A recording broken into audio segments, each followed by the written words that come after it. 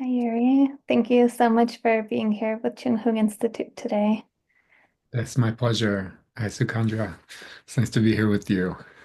Thank you. Yuri, can you please introduce yourself a little for our listeners? Who are you? What do you do? Yeah, absolutely. I'm a, a psychotherapist currently practicing in Colorado, fully online now. So I see people all over Colorado. Um, and I am an adjunct professor at Naropa University, not currently teaching anything, but I've been teaching there mostly on and off for about 10 years now. Most recent class was a class on internal family systems last spring. So, on that note, I trained in IFS during grad school. I was very lucky. Over 20 years ago, I had a supervisor, Stu Brown, who said if he could have trained in one model right in the beginning, this is what he would have done. And he brought Dick Schwartz in to do a 3-day intro. Um, training, and I did it and hit the ground running because of my Gestalt background from Europa and my grad program, and I had never looked back. Um, so I've been using that for quite a while. Absolutely love the model. And then from that, have developed my own parts work, transpersonal, holistic model called conscious heart integration. So I'm working on different courses to teach that, a book, I run some supervision groups and I've done a few trainings here and there, but I hope to build that out much more and offer more around that. Wonderful. Yeah, I've heard so many of your students talk about you. They say, you have to take Uri's class. You have to take Uri's class. And unfortunately, I left Naropa before I had the chance to. But tell me, you created Conscious Heart Integration Center. So I love how we have the same acronym CHI in that. Oh, that's fun. Yeah. So tell me, nowadays people are so fragmented emotionally, mentally. Um, what would integration look like? Is this something that IFS could help with? I mean, it sounds like there are just parts very much split up. So how can there be a wholeness? What's needed right now? That's a great question. I think IFS, the interesting part of IFS, one interesting quality of it is that it makes this very clear distinction between what it calls self with a capital S and then parts. And IFS will say that they're qualitatively different. Um, and there are a few other models, there are a few other theorists and models who talk about self in a very similar, if not the exact same way. Jung was one of them. He talks about a capital S self. Roberto Saggioli developed psychosynthesis. He called it a higher self. So it's interesting if you're thinking about it in terms of we have, spiritual practices and traditions that are more non-dual at the absolute level, and then there are models that are more theistic relational at the absolute level, that there is a relationship with some sort of higher power or ally. So IFS would definitely fall in the theistic relational world. Who would approach it more from that perspective. And so the best that IFS wants to nurture in folks is becoming more self-led. And so they talk a lot about unblending from parts, healing parts in different ways, and they have their own steps and approach to doing that. Um, but that fundamentally, you want to get to a point where more times than not, you're leading and living from self. And the way Dick describes that, he eventually came to about 8 words that start with the letter C. So it's the aspect of our being or consciousness that is calm, curious, creative, clear, connected, compassionate, courageous, and confident, which paints a picture. And of course, there can be other words. Later, he came up with, I think it's the 5 Ps. I think it's patience, presence, playfulness, and there's a few others, but we can get the idea. Um, so, so much of IFS. the way I experience it and the way I like to work with it is thinking about it in terms of reparenting, that you have the self-led aspect of who we are that can be there as a type of ally or idealized parent for any part of us that is needing healing or needing support in its growth and development. And the longer I've done this work, it does seem like over time, parts can heal to a point or unburden to a point where they almost seem to be aspects of self energy, so that there is an integration that ends up happening. So that's more how I relate to it now, that parts are actually aspects of self, capital S self.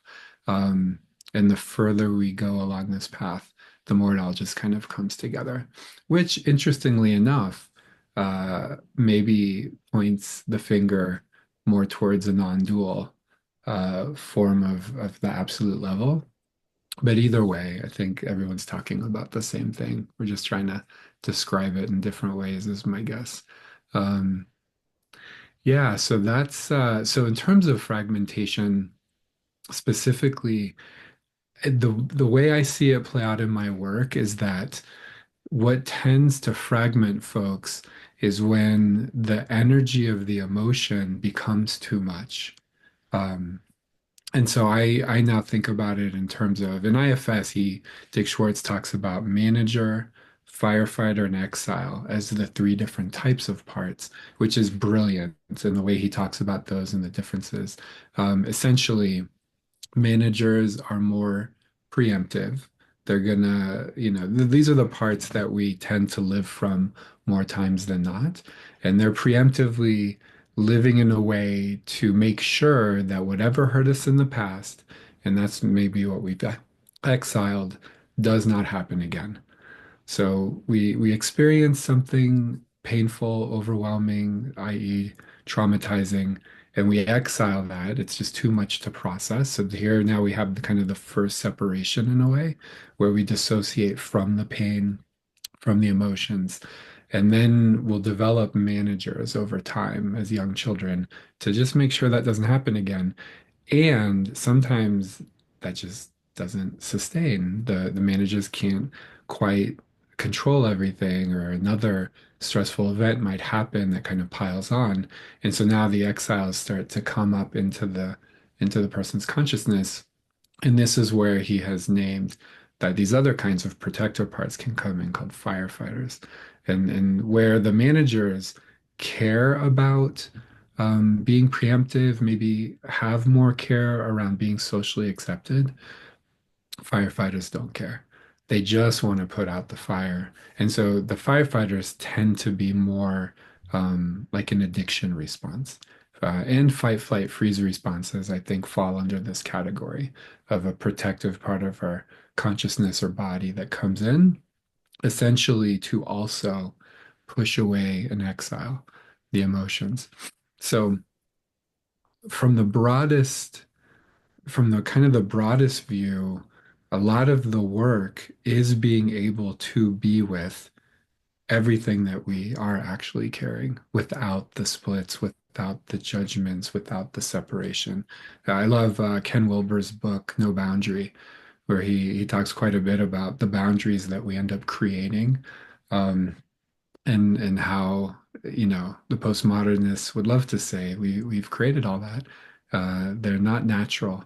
And another teacher I love studying, Sadhguru, he talks about how I heard him in a lecture once talk about how internally we're not meant to have boundaries. There should not be boundaries inside. And it's interesting with the dissociation, with the fragmentation, we end up creating a lot. I have another brilliant supervisor, Dewey Freeman. He's one of the core Gestalt people in this area. He trained, some of the main Gestalt professors that we had at Naropa. And he would talk about how, oh, how did he put it? Uh, oh, I'm spacing his piece. He had a piece connected to all this. Oh, yeah, yeah. That in his mind, we've become overly domesticated. And I think that that's pretty brilliant. Um, so what's needed to just back to your question, and how mindfulness even ties into this is, can we have right relationship to what's going on inside? Can we stay present with it? Can we stay mindful? Can we be present with acceptance, with curiosity, like IFS talks about? Self to part relating is having curiosity towards it, not judgments, not pushing it away. And if we can simply do that, not to oversimplify it, but that is the beginning, is being able to bring a certain kind of relationship to it. And and again, not to oversimplify, but essentially, then nature takes over. We know how to heal. The nature knows how to self-organize, self-renew even. Um, that's from a PT, a holistic PT person I studied, Risa Caparo. And she talks about how consciousness is self-aware, meaning it has its own intelligence, and it's naturally self-organizing, and it naturally self-renews. Um, all of that ties into what I love about Gestalt psychotherapy, which is the holistic frame that it brings, that people are on some level already whole, and in whatever ways are capable of healing. Um, and that speaks to us as therapists, as clinicians, having right relationship ourselves. And then that's what we're trying to help nurture in the client so they can start to relate to themselves that way. And then nature does take over. So there's so much more I could say. I'll just pause and hopefully I'm helping answer the question that you had. Yes, definitely. So, Ode, how do you personally do this work within yourself? Do you do it with a therapist or do you do it completely by yourself? All the above.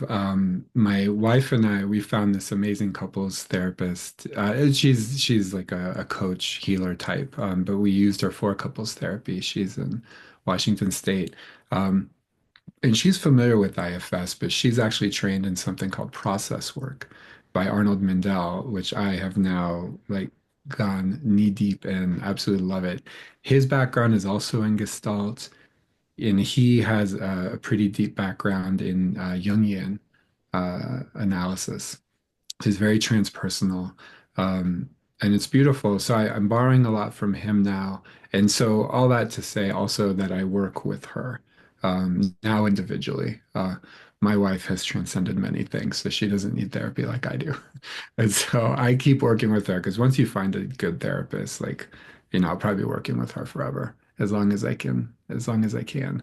Um, and so I process parts there. I work through my stuff there. And in process work, he got to the point where he was essentially doing like a type of shamanism, is the way he puts it. He wrote a book called The Shaman's Body. Um, and kind of relatedly, I have a supervisee, Braxton Dudley, who's absolutely brilliant. And he was telling me the other day, we were talking about all this, and he was saying his wish before going into the transpersonal program at Naropa is he wanted to be a therapist so that he could do Tonglen because that's how he saw the work. And so, for the listeners who aren't quite familiar, I won't do it justice, but I studied this a little bit when I was in grad school at Naropa. Tonglen is a type of like energy work meditation where one is inviting in whatever energy is needing healing, and then being with it in a way where arguably it transmute and then sending out love, or loving kindness, just essentially energy work in a way. And it's amazing that that's how Braxton always thought about psychotherapy. And here we have a teacher, Arnold Mindell, who, when he was teaching, he's essentially getting therapists to the point where they could be so tuned in and so present that, we'd call it countertransference, but they could get a sense of the energy. And Braxton's got to a point where he'll even have clients just send him the anger, send me the panic, and he feels like he's just working with it energetically. And I think the longer we stay in this role, those are the doors that start to open up. Um, Anyways, all that to say, I work with Nyati. Her name is Nyati King, And so she'll hear me out, as I'm even just doing basic talk therapy. And then she's just noticing like what is alive for her in her body, and she'll speak to it. And it's just absolutely amazing just how seen I felt and how it helps move it within myself. And we're not even doing parts work necessarily, but Arnold Mindell did parts work. It was part of his model too. Um, so I do that. And then on my own, a practice that I've loved ever since I learned IFS. Anytime I get triggered, anytime I have a significant response, the main question I like to ask myself is this a part? Just that for starters. And there's something about this is where IFS is so brilliant, being able to unblend and become aware of the response as a part. I can now have a relationship with it. I can now get to know it a little bit more. And it starts with that question. It starts with just becoming aware as a part. And then of course it can dovetail into how far back does it go? How young is this part? Um, Stephen Hayes, my absolute favorite ACT person, acceptance and commitment therapy. He's the one who created the model. But yeah, he said one of the most brilliant things I've ever heard. That's also a parts model, actually. Um, but he talked about why he likes to do a lot of affect bridges. How far back does this feeling go? How young does this baby feel? Essentially, because we have more compassion for children than who we see in the mirror. Mm. That's so powerful and that's so beautiful. And for most people, that's true. It's such a easy, low-hanging fruit initial intervention to do. Just is this a part and how young is this part? And now my heart is so much more open to what's going on inside of me. And then from there, it's all reparenting. All the things I didn't receive that now I hopefully am able to give myself. And I think that's the surrogate parent role that we play as psychotherapists. Um, Let me just add one last piece to all of this, and it ties back to Arnold Mindell because when you're reading a book currently and it's just all you can talk about. He's become that for me right now.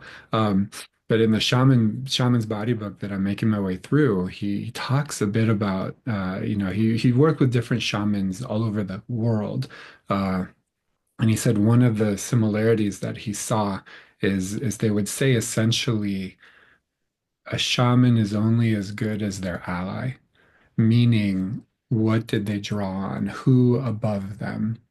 The being or the entity that's been there before and has leadership in that way. Just how critical that is to have as part of the process. Um, and it helped me put IFS in some perspective. Essentially, that is what we're doing in IFS. We're unblending so that the ally of self can be there and be there for you. And I think this is one of the reasons why some folks have a little bit of trouble doing parts work on their own, is because to whatever degree the therapist is in the ally role. And on a more practical level, when you don't have to also facilitate asking the step questions, it just frees up a certain kind of bandwidth. But I think Arnold Mindell is touching on a much more profound point, is that, even if we just imagine, our spirit animal or even, non-dual space, just bringing that, just even spaciousness in, we can almost immediately feel the impact that that has. So he's essentially saying this is, completely necessary. Um, and I was again talking to Braxton about some of this, and he loves Dan Brown's work, the attachment guy, and so he developed the idealized parent protocol, where he saw with some of these folks, we're not going to, you just don't have the luxury of kind of refurbishing or repairing a relationship with your own parents. Has just been too much damage. So he got into the practice of having people create new parents from scratch with these specific qualities. And he does research on how powerful that is for folks to just allow and meditate on, again, an ally. And then what Braxton informed me on was that he actually got that from a very ancient Buddhist meditation tradition where they work with allies. I had no idea. So here we are, a lot of different people from different perspectives talking about the same work. So I would say if people are interested in trying to do some of this on their own, um, just to make sure that's in place in some way, whatever that is for you, could even just be nature, it could be Gaia, it could be your spirit animal. But just making sure that that's present, um, and having that as support makes a huge difference. Yeah, Uri, you mentioned transpersonal psychology, IFS, internal family systems, ACT, acceptance and commitment therapy, and Gestalt therapy, amongst many other, many people, I would say. But these theories you mentioned. So, is this actually in your practice, all of this? Uh, and if it is, then how do you distinguish when to use what, or does it just kind of all blend together? Because you seem to really know your stuff on this one. Sure, and that's a great question. And so I'll flesh out conscious heart integration a little bit more because it's essentially how I'm able to hold it, and it guides a little bit when to do what.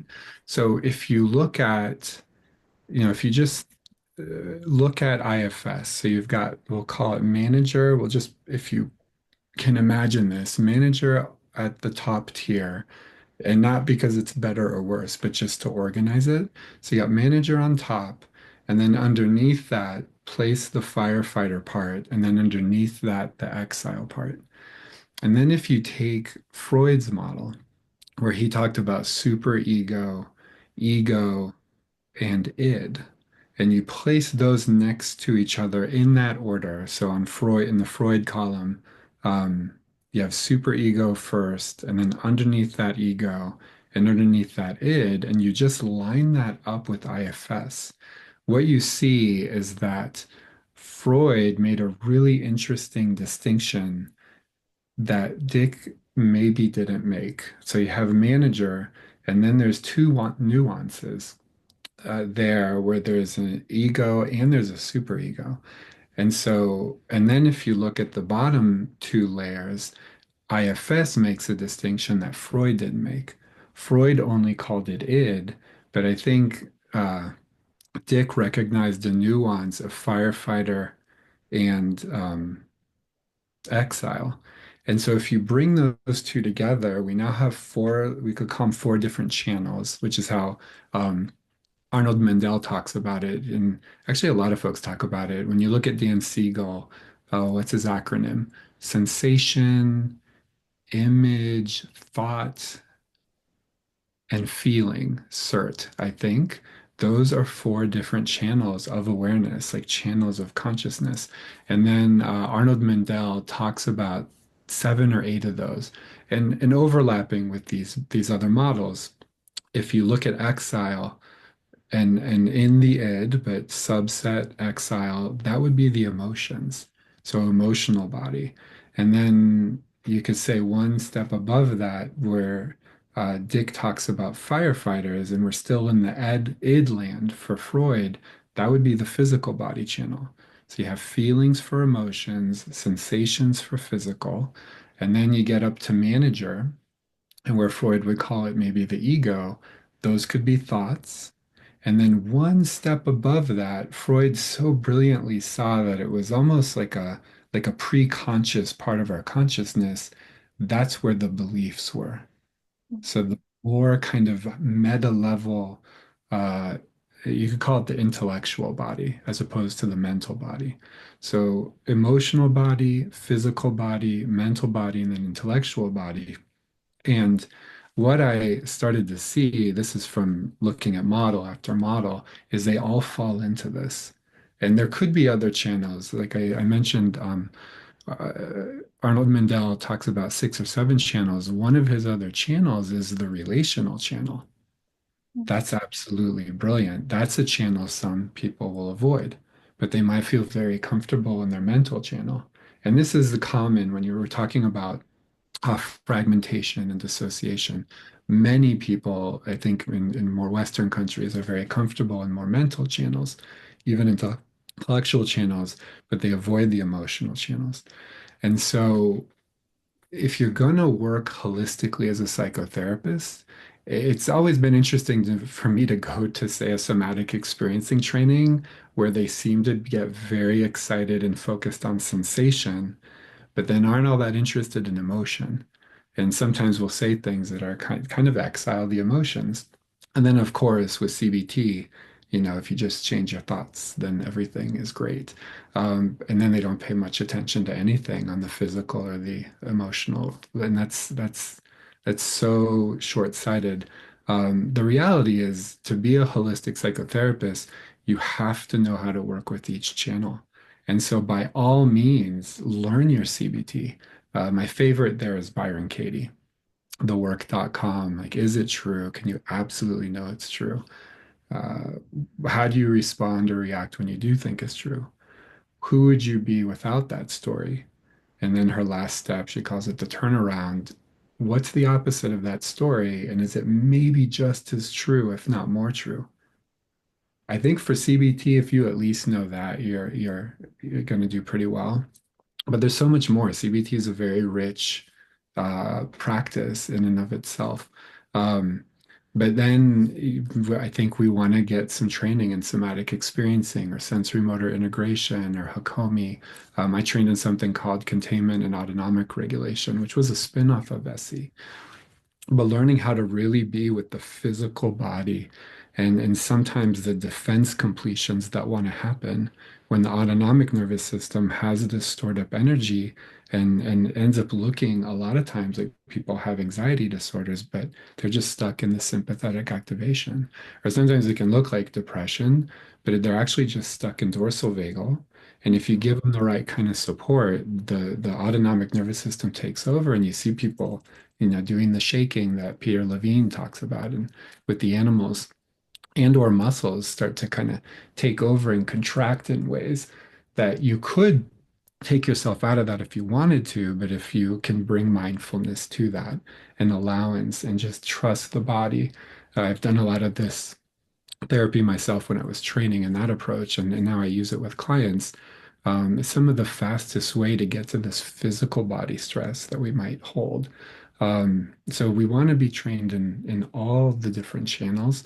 Um, and so that helps me conceptualize it in a bit. And the what really kind of powerfully organized it is bringing a lens of nonviolent communication to this work. And so, for folks not familiar with NVC, really at the heart of it for me is it's essentially a conflict resolution model.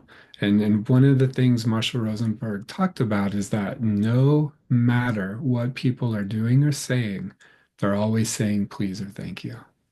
Please meet this need. Thank you for meeting this need.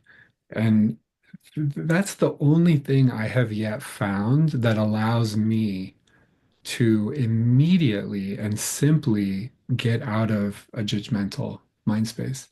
If I can just be curious about what need is this person trying to meet. And the way he talked about needs is that these are universal needs that everybody has at different times. We all have needs for respect, safety, connection, understanding.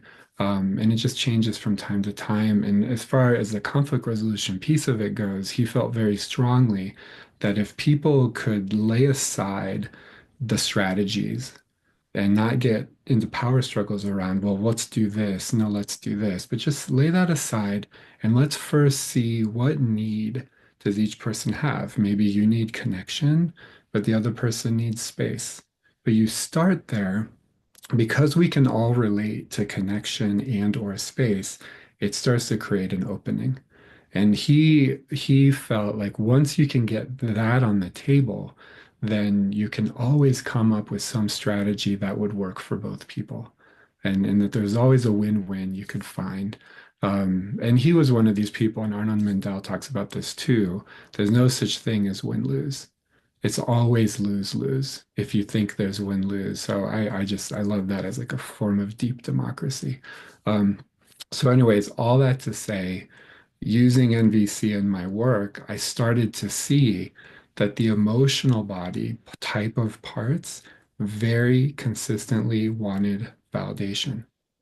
That's kind of the bottom line when it comes to emotional energy.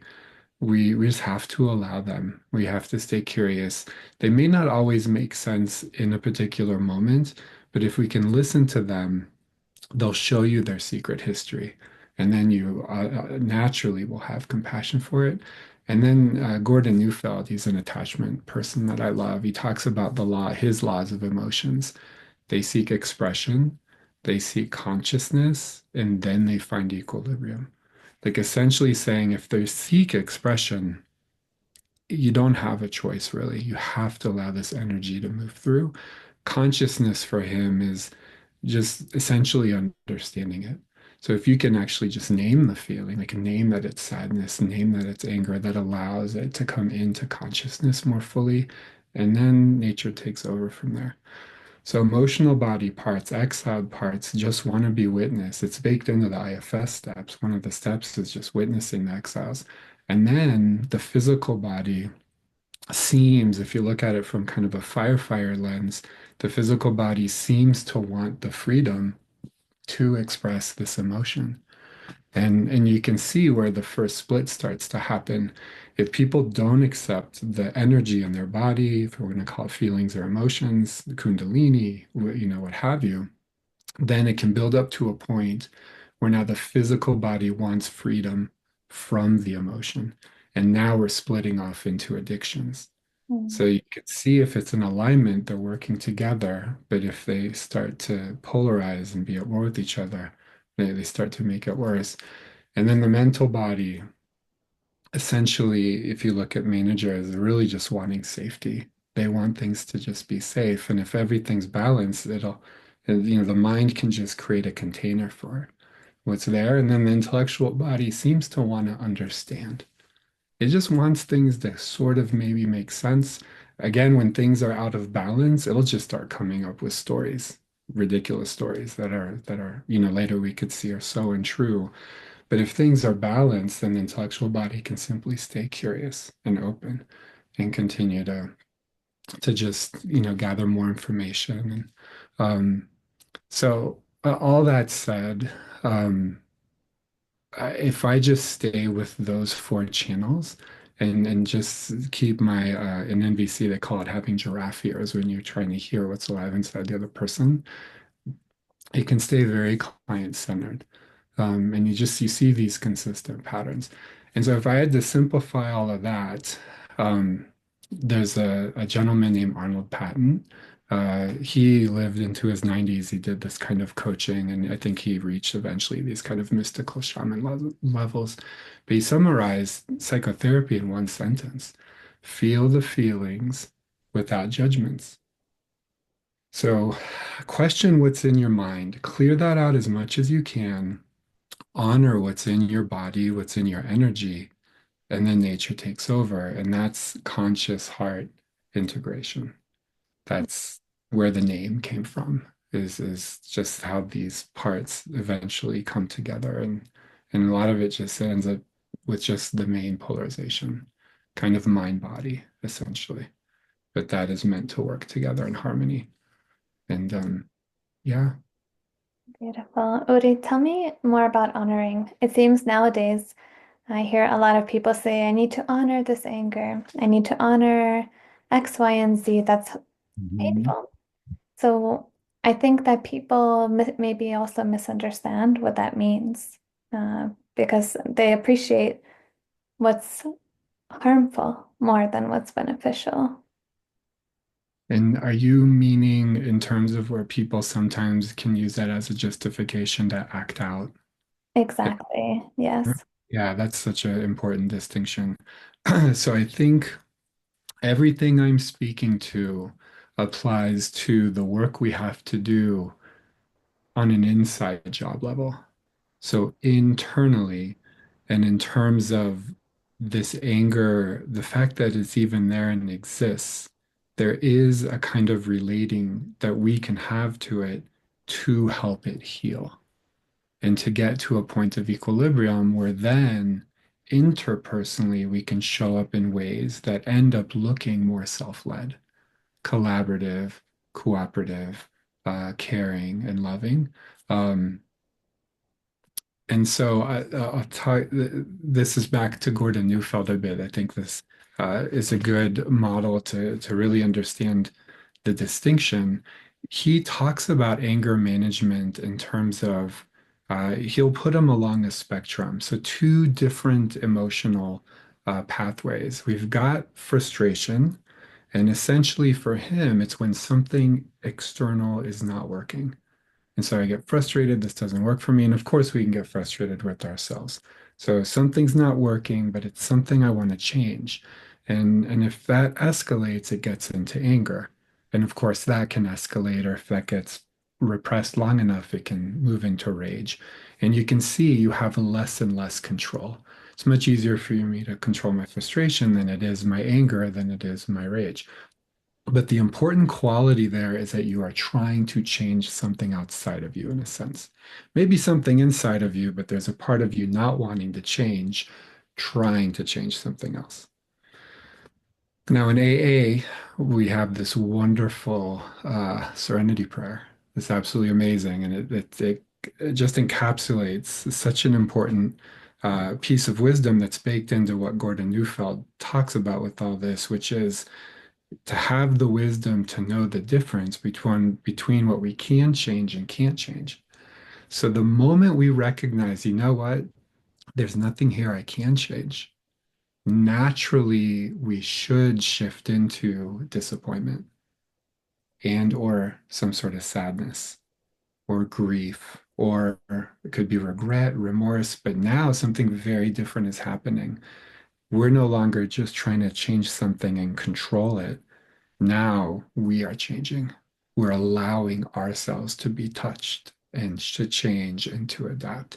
And there is a lovely IFS lead trainer that I had the opportunity to assist in one of the level one trainings, Paul Ginter, and he would talk about how at the core of every trauma is grief. And it could be the grief of the fantasy of what we would have wanted to have happen. Um, but at the end of the day, baked into that are the ways that we needed to adapt. Maybe the things we needed to let go, the places where we needed to grow. And so, so much of our work is about being able to, yes, honor the anger, acknowledge where that maybe came from, but then if you stay with it and you go a bit deeper underneath that, that's a protective part, protecting something a lot more vulnerable. And that is probably sad, has some pain. And then those parts, in order for it to be a full and deep enough healing, we have to allow that to come up and for us to transform and change. So it's in the context of all of that that I say honor all your emotions. There's layers to this and there's context to this. And it should never, ever, ever, I think, be a justification to cause any kind of external harm and being attached to trying to control and change somebody else or even the world. Um, there's a time and a place, sometimes protective use of force, and there's times to take action and you do what you can. Um, and we're much more sophisticated and complicated than that. And even in those situations, there's another layer that maybe is grieving at the same time and needing to have that process in order for us to stay whole. And yeah, I'm curious if that answers what you are asking. Yes, I love that. And it reminds me of they say, change yourself and change the world, right? Because if we cannot change the world, then we just transform ourselves, do our inner work, and then gradually everyone around us also changes because we become more loving, more kind, compassionate. Yeah. There's no way the neighbor cannot be, Uh, ultimately. So I'm yeah. curious, Yuri, in this ever-changing world, if someone cannot go to therapy, Many people cannot afford therapy, um, Yeah. cannot afford workshops, classes. What can they do? What, from your experience, your wisdom, what what do they need to do so that they can develop this inner wisdom, this kindness to themselves, this love for themselves? Yeah, it's a great question. Um, I believe that everything I'm describing, the ways I like to work with folks or think we could work with each other, I think it's all inborn and innate.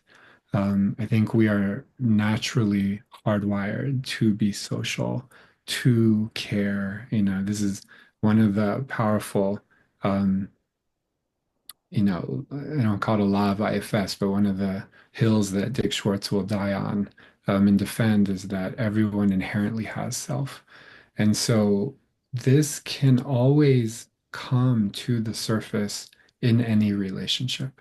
Any I thou, meaning I'm relating to somebody or even, an animal in a way where I value its inherent worth as a sentient being, not as an it, not as an object. And I think anywhere people can open up a space, and it could be with a pet. I've had one client in particular who was in a really difficult place, and I was very directive. We drove to the pet store, and I asked her to get a pet. I was more directive than that. We got a pet, and she bought a rat, and it probably saved her life. Um, and so anywhere we can start to just nurture relationship with others. Um, practice, if nothing else, just giving to another what it is you want to receive. And I love Neil Donald Walsh's Conversations with God books. He talks about how, to get to union with God is a more theistic relational model, obviously, or thought system. It all starts with the conversation, simply one conversation after the next. And of course, we want to nuance some qualities into the conversation. The more open we can be, the more transparent we can be, the easier it is to feel close and intimate. And then the other, I think, essential ingredient over time is a commitment to the relationship. Because as you go into deeper aspects of yourself and you express yourself more fully, you can't help but become counterculture. Eventually, as you get to know yourself more, you're going to become counterculture, whether it's your family system or societally. But those are the deepest parts of who we are. And it's so important for us to stay in relationship with each other through those kinds of maybe value clashes or culture clashes. Culture clash can feel completely offensive when it's absolutely not personal. It's not meant to be offensive. And so being open and intimate is one ingredient, but the other is a commitment over time and then having some skills and commitment to resolving conflict. So I would say, all of that is maybe an overly fancy way to say focus on your social fabric, focus on your community. Who's the one person you feel most drawn to in your life that if you could have a deeper friendship with, you would want it. Take a risk, put yourself out there, take the initiative and have a conversation with that person and form a container where you both can just see each other more deeply. That's all we're talking about here. At the end of the day, everybody just wants to be understood clearly and fairly and accurately. And we can do that for each other. Um, Last thing I'll say along these lines, I have clients sometimes who just feel, so much shame that they need help to heal, that other people need to be involved. And so I offer them, just the reminder, you didn't get here in a vacuum. People contributed to where you're at. It only makes sense, just the basic math of it all, that people are going to have to contribute to help you become whole again. There's nothing wrong with that. And I think like we're going to have to come together and support each other. Um, so make some friends, like wherever you can, even just with a rat. uh, even with the squirrels outside. Um, it can all start there. Thanks for pointing out the interdependent nature of this human experience. And I love how you use the analogy of a vacuum. I think if we were in a vacuum, oh, it would be so dirty life too. Uh, So much dust, and now we have a chance to clean that up through our yeah. relationship. So now, where can people find you, Uri? Like if they want to take any of your classes, go to your institute, maybe even have therapy from you. Yeah, so the best place to go would be consciousheartintegration.com. In terms of trainings and whatnot, I would sign up for the newsletter. It pops up as you scroll down my website. And so definitely signing up for that. And I don't send many announcements out, but and if there's anything new, I will put it out there. And then my email is there. People are welcome to email me. And I will just throw in, we just completed this. When I taught the IFS class last spring, I ended up creating a table for the IFS questions. There's potentially, it's dozens and dozens, if not over 100-ish questions. And so it's been on my to-do list to create some sort of, table that's in order. And so I made that for the class, but we didn't have time to go through it. It took quite a while to do that. I ended up following up and doing it as a live stream on YouTube. So if you go to YouTube, Conscious Heart Integration Center. I think if you just Google my name or that name, you'll find the channel. And then in the live streams, there's a playlist where people can, I think you need to read at least one IFS book to make sense of it.